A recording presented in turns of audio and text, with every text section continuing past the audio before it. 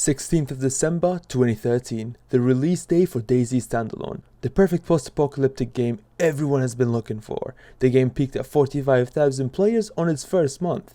Today is the 1st of May 2018, just over 4 years later, and it's only averaging at 2,000 players. What went wrong with DayZ Standalone? Now guys, before I get too deep into this video, I want you to know that English is not my first language.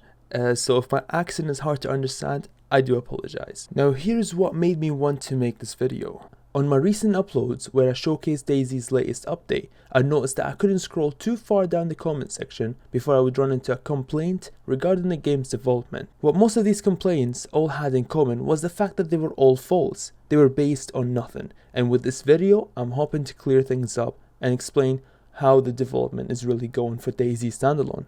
Now the one thing that most people tend to complain about when it comes to DayZ Standalone, it's how long it's taken to get it into full release. Now before I go further into this point, I want you to remember that the DayZ dev team does not even reach 100 people working full time. Now with this information, I want you to take into fact that for a game with the standards of DayZ, or with the speculated standards of DayZ, would usually take minimum, absolute minimum of 4 years with a team of over 100 people working full time to be completed.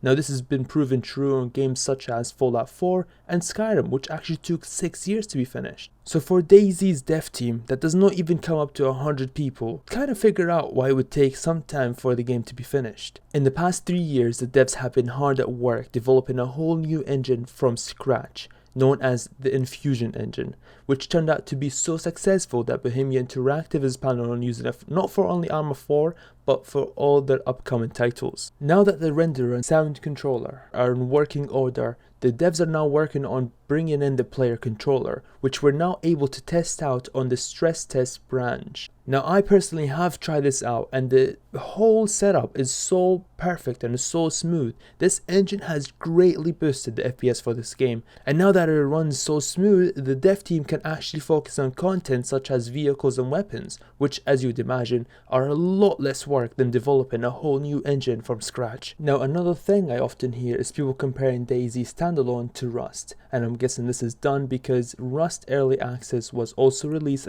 at the same time as DayZ Standalone, and also they have the similar idea of a game, and Rust actually had to go through an engine swap through development. Now although this is all true, you're still avoiding the fact that Rust swapped from Unity 4.5 to Unity 5, which is actually the same engine, whereas DayZ had a completely different story, as I already told you. Now if you're still thinking that making a whole new engine from scratch should not take a long time, then I cannot stress to you how important it is that you go learn about what it takes to develop an engine. And if you're gonna say that the devs took all the money and ran away with it, then you could have been more wrong. The money was all used by Bohemia Interactive to purchase multiple offices and hire devs to speed up the development of DayZ Standalone. And this is proven true by the increase in updates since 2016.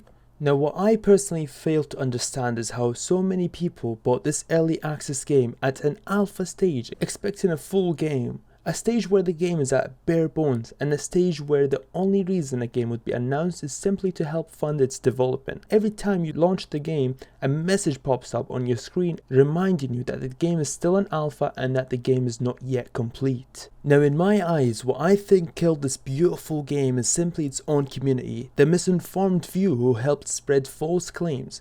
Now I beg of you, before you post a smart comment about how you think you could have developed this game faster or better, I urge you to learn more about game development.